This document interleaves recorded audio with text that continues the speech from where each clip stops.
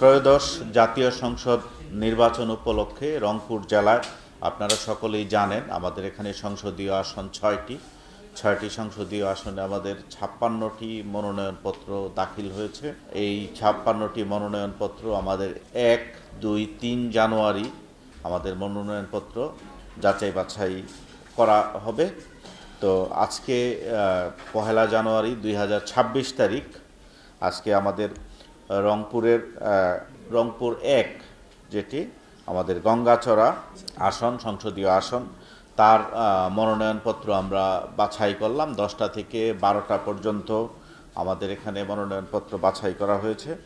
এখানে এই আসনের বিপরীতে আমাদের 9টি মনোনয়নপত্র দাখিল হয়েছিল। 9টি মনোনয়নপত্রের মধ্যে আমাদের আজকে এখানে বাছাইয়ে 8টি মনোনয়নপত্র বৈধ বলে বিবেচিত হয়েছে এবং 1টি মনোনয়নপত্র বাতিল হয়েছে। তো আজকে এখানে আমাদের অত্যন্ত উৎসবমুখর পরিবেশে এবং শান্তিপূর্ণভাবে সকলের সম্মিলিত সহযোগিতায় এখানে আমরা আমাদের যে বাছাই কার্যক্রমটি এটি সম্পন্ন করতে পেরেছি। আমরা এখানে সকলের সম্মিলিতভাবে সকলের সহযোগিতায় অত্যন্ত সুন্দরভাবে আজকের দিনের প্রথম পর্বের যে মনোনয়নপত্র যাচাই বাছাইয়ের কাজটি এটি সুন্দরভাবে সম্পন্ন করলাম এবং আমরা অত্যন্ত দৃঢ়ভাবে আশাবাদী যে আমাদের যে অবশিষ্ট কাজ যেটি রয়েছে সেটি আইন ও বিধিবিধানের আলোকে অত্যন্ত সুন্দরভাবে আমরা সম্পন্ন করতে পারব। এ বিষয়ে আমরা আশাবাদী রয়েছি। দেখেন, আমাদের এখানে ষড়যন্ত্র তো অনেক আগ থেকে ছিল। তো আমাদের এখানে কম্পিউটারের দোকানে যে জিনিসটা করছে এটা একটা ক্লারিক্যাল মিস্টেক। আমি মনে করি যে এখানে উনি প্রথমেই বলছিল যে ছোট ছোট মিস্টেক থাকলে অ্যাকসেপ্ট করা হবে। ওনার প্রতিনিধি বলল এবং অনেককে এখানে কারেকশনের সুযোগ দেওয়া হলেও আমাকে এখানে কিন্তু কারেকশনের কোনো সুযোগ দেওয়া হয়নি। জাস্ট শুধু one wording is not enough for whole evidence. তো এখানে আমাকে উনি প্রথমেই বলল। তো আমি মনে করি this is not the free speech. উনি প্রথমেই বলছে যে আপনাকে সুযোগ দেওয়া হবে, কিন্তু আমাকে তো দিল না। আমাদের এখানে যে টাইপিং করছে উনি আমাদের বাংলা, আমার এখানে এই রেসিডেন্ট কার্ডটা আছে, এটা হওয়া উচিত ছিল রেসিডেন্ট যুক্তরাজ্য। উনি যুক্তরাজ্য শুধু লেখছে, রেসিডেন্ট কথাটা লেখে নেই। তো এখানে there is a mistake. So যুক্তরাজ্য রেসিডেন্ট হলে ইট ওয়াজ ফাইন। তো এই কারণে আমাদের এটা আপাতত ওরা বাতিল করছে না। এটা তো আমি বললাম যে আমাদের যে টাইপ করছে, জানেন সব কাজ তো আমরা করতে পারি না, অনেক সময় সই দিয়ে দিই। তো এটা আমি বলবো এটা আমার ইগনোরেন্স, আমার এটা ভুল। আমি আপিলে যাব এবং আমার বিশ্বাস আপিল থেকে এটা চলে আসবে ইনশাআল্লাহ। আমি দীর্ঘদিন বিদেশ ছিলাম, এখানে বাংলা লেখাটা আমার একটু সমস্যা ছিল। আপনারা হতাশ হবেন না, আমরা হাইকোর্ট থেকে ইনশাআল্লাহ এটা রায় নিয়ে আসবো এবং আমাদের মনোনয়ন বৈধ হবে ইনশাআল্লাহ। এটা ছোট একটা ব্যাপার। আপনার আমার যারা শুভাকাঙ্ক্ষী ভালোবাসার মানুষ, সাংবাদিক এবং সমস্ত মানুষকে বলবো আপনারা শুধু সময়ের জন্য অপেক্ষা করেন।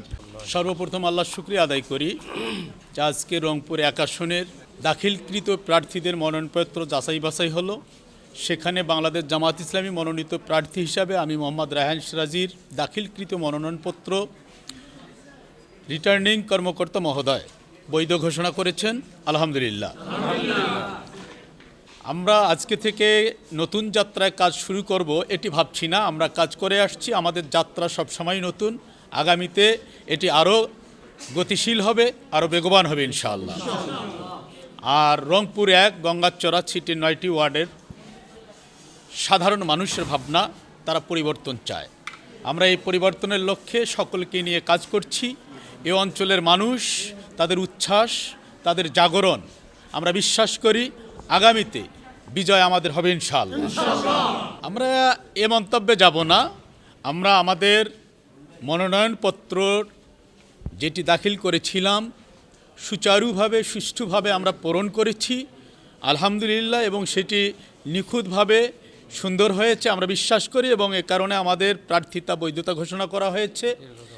এবং দীর্ঘ যাচাই বাছাইয়ের ফলে আমরা মনে করি যে কারো এই মনোনয়নপত্র লেখার ক্ষেত্রে ত্রুটি বিচ্যুতি হতে পারে, তার কারণে জনগণের ভবিষ্যৎ কর্মকাণ্ড কিভাবে পরিচালনা করবে ওই মন্তব্যে আমরা যেতে চাচ্ছি না।